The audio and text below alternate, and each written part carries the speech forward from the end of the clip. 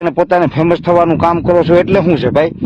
તમે કહો છો રાજપૂત સમાજ વિશે હું એટલું બોલ્યો, પણ મને કોઈ દિવસ કોઈ કઈ કીધું નથી. ઈ એક સ્ટેજની વાત છે, એક હાસ્યની વાત છે. બાકી બોલો જોઈએ કોઈ સમાજ વિશે તમારી ખબર. એટલે ચાલુ ટ્રેને ચડવાનું રહેવા દો અને જે કરવાનું છે એ કરો. તમે બીજી ખોટી વાતો અકાબા ગઢવી રહેવા દો તમે. અને બધા મિત્રોને મારા નમસ્કાર. તો મિત્રો, અત્યારે જે ચારણ સમાજ અને આહિર સમાજની વચ્ચે જે વિવાદ ચાલી રહ્યો છે, જેમાં કહેવાય કે ગઢવી અને આહિર બંને મામા ભાણેજ છે અને હતા અને રહેવાના જ છે એવું કહી રહ્યા છે બધા લોકો. અને જેમાં એક વ્યક્તિ જે સ્ટેજ ઉપર ચારણ સમાજ વિશે ખરાબ બોલ્યો છે, જેનું નામ છે ગીગાભાઈ ભમ્મર કરીને, જે સ્ટેજ ઉપર ખરાબ બોલ્યો છે આવું, ત્યારબાદ તેમાં અકાબા ગઢવીએ જેમણે કીધું છે કે આખા આહિર સમાજનો આમાં વાંક છે ને એવું બધું કહ્યું છે અકાબા ગઢવીએ. ત્યારબાદ તેમને વળતો જવાબ એક દેવભાઈ આહિર નામના શખ્સે આપ્યો કે તમે આ હાલતી ગાડીએ ચડવાનું દેવા દો. અને અકાભાઈ એવું કીધું હતું કે હું કોઈ હવેથી આહિર સમાજની ન્યા ડાયરો નહીં કરું. તો આ દેવભાઈ આહિરે વળતા જવાબમાં એવું કહ્યું હતું કે તમે ન કરો તો કાંઈ નહીં, બાકી મામા ભાણેજનો સંબંધ ગઢવી અને આહિરને છે, હતો અને રહેવાનો જ છે.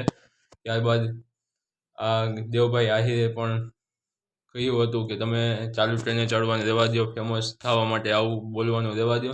ત્યારબાદ અકાબા ગઢવીએ માફી પણ માગી લીધી હતી કે આમાં વાંક એક વ્યક્તિનો જ છે, જે ગીગાભાઈ ભમ્મર નામના. અને બીજા બધા કલાકારો પણ બોલ્યા હતા, પણ તે સારું બોલ્યા હતા કે આમાં એમ કીધું હતું કે આમાં એક જ વ્યક્તિનો વાંક છે, ગીગાભાઈ ભમ્મરનો.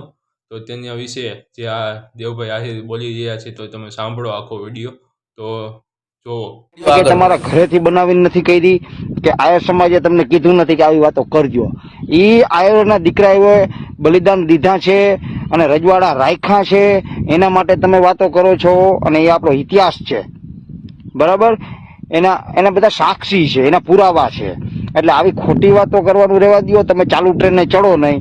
અને માતાજી વિશે જે કંઈ બોલ્યા ગીગાભાઈ ભમ્મર, તો એ બાબતમાં તમને એવું જણાવવાનું કે દરેક સમાજની અંદર 2-4 વ્યક્તિ એવા હોય છે, બરાબર? અમારો સમાજ છું, તમારો સમાજ છું, દરેક સમાજમાં બધા સમાજની અંદર આવા 2-4 વ્યક્તિ હોય છે. એટલે એ ગીગાભાઈની જે કંઈ કહેવાનું થતું હોય એ કહેજો. આખા સમાજને તમે ટાર્ગેટ ના કરો. આયર સમાજની પાછળ જ તમે ઉજરા છો. વકાભા એટલું ધ્યાન રાખજો. આંગળી જેટલી વીટીઓ પહેરી છે ને એ આયર સમાજની જ દેન છે, એટલું ધ્યાન રાખજો.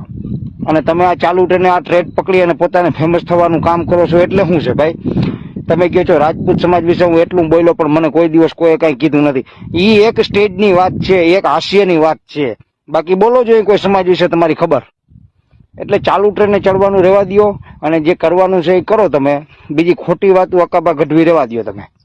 પાછા તમે એમ કહો છો કે મને આયર સમાજના કેટલા વ્યક્તિઓના ફોન આવ્યા અને મારી પાસે માફી માગતા હતા કે અકાભાઈ તમારી અમે મોઢા સુધી આવવામાં અમને શરમ આવે છે.